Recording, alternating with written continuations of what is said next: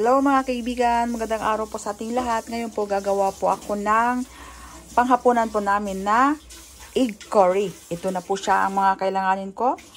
Nilagang itlog, gata, tubig, bawang, laya, sibuyas, kamatis, tsaka ito po turmeric powder, paprika, tsaka curry powder. At tsaka ito po kailanganin natin ng bay leaves, cinnamon stick, cardamom at saka clove.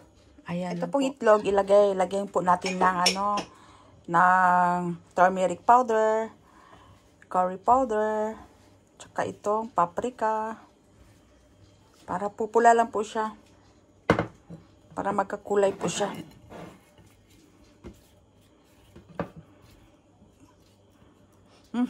Tapang ng amoy ng curry talaga.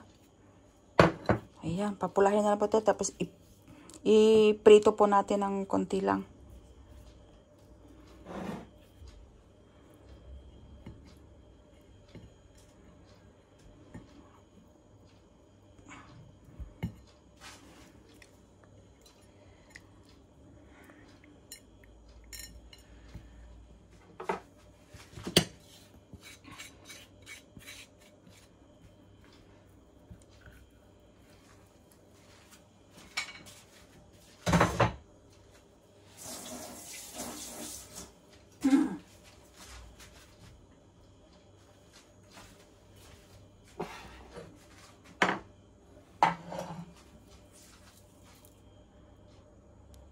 Ito na po siya.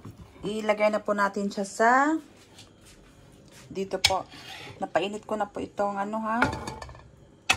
Ito lang. Ayan po, ilagay ko na sila ha. Ayan. Para maiano lang. Ayan po. Tanggalin ko na po ito.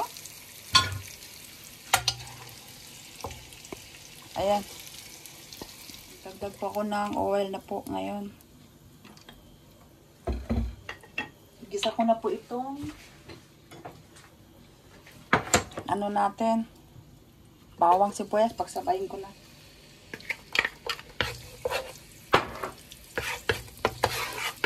Ilagay ko na po itong onions po natin. Na-chop ko na yan ha. Ayan. Ito po, ilagay ko na itong kamatis po natin ha. Ayan. May kamatis po ito. Ito na po, tanggalin ko na po ito. Sa i-blender po natin ito. Puree. Yan po. Blender. Batidura po natin ito ha.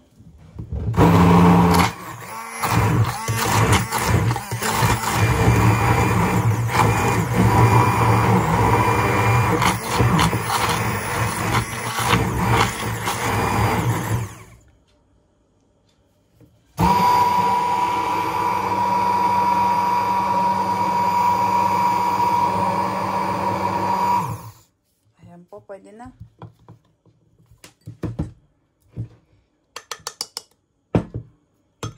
Aber, ito na po. Ayun, no? Ayun na siya.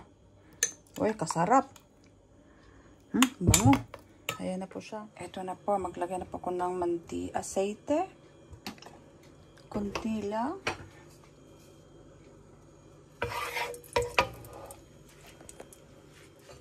Ito na po. Ilagay ko na po itong bay leaves, cinnamon, cardamom at saka cloves. Ayan, pagsamahin ko lang siya para magkaroon po siya ng aroma lang, para babango. Ayan, ito po, naamoy ko na yung aroma niya. Ilagay na natin po itong ito po ang seasoning niya. Turmeric powder, curry powder, paprika, cumin powder at saka chili powder. Pagsamahin ko na po lahat dyan ha. Ganyan lang. Walhan lang po ako ngayon. Ayan. Luhit lang po tayo para hindi siya masusunog. Ayan lang siya. Ayan. Ilagay ko na po itong tomato puree. Ayan. Mix lang. Ayan lang siya.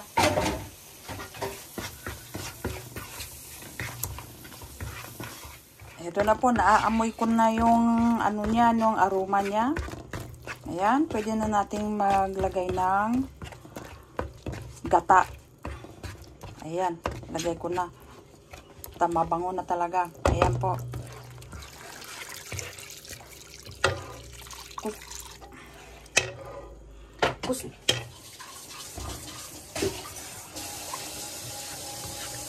Pakuluin na po natin ito. Tayong magtikim. Magtikim na po tayo ha. Ang sarap na ng ano. Ito na po. Napakabango na po niya. Tikman na po natin. Diba?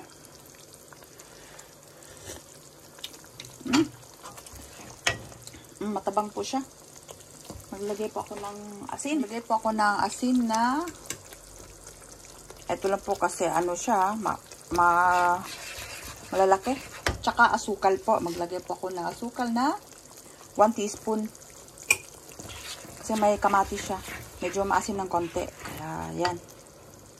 Ito na po. Tama na po ang lasa. Yung anghang niya, tama lang. Ang sarap po ngayon. Ilagay ko na po itong, ano na po niya, yung itlog. Ilagay na po natin yung itlog. Nabang. Ayan, ilagay ko na po ha. Ayan siya. Sama na natin yan lahat.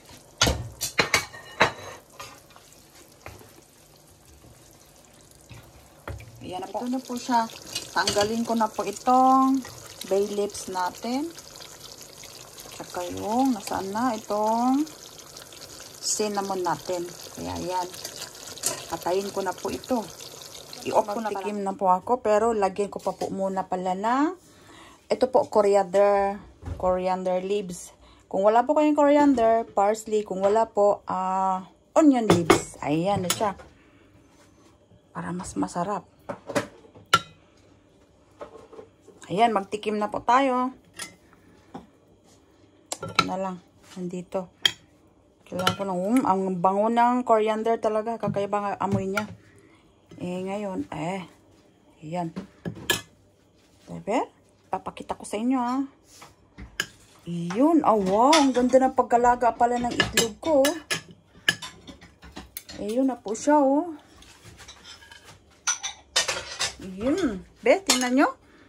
Ang sarap ng pagkalaga. Hindi siya masyadong ano. Ayan, tikman na po natin. Lagyan natin ng salsa.